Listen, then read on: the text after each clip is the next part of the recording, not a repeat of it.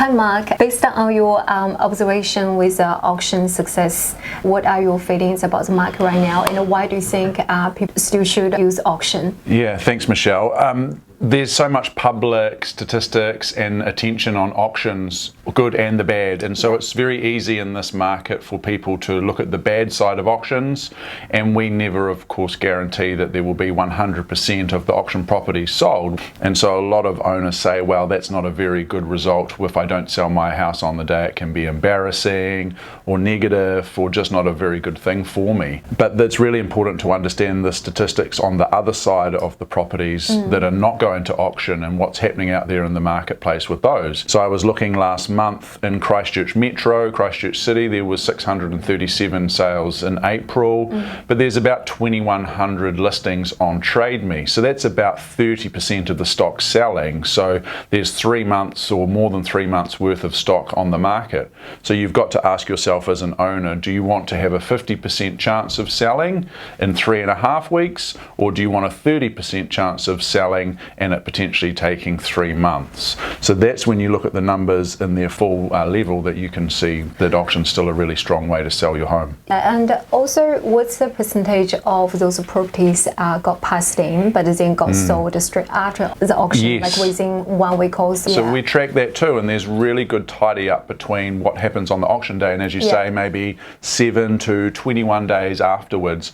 We typically are seeing another 25% of the auction properties that we see not sell at auction being under offer or even sold straight away in those few days to week, maybe 2 weeks afterwards. So if we combine those together, we actually get a faster and better result. Yes. And the percentage combined together is roughly about 75%. That's correct. It's actually really good. And another thing is quite a frequently asked question from the vendors is the feedback report. We give the vendors, sometimes the buyers see a price that they want to pay, and the vendors are thinking, oh, maybe heaps more than the price feedback from the buyers, because buyers could be liars. That's right. That's the saying in real estate, isn't it? An old saying that the buyers are liars, and they might be telling you in the open homes and during your callbacks that the feedback is maybe 8 to 850.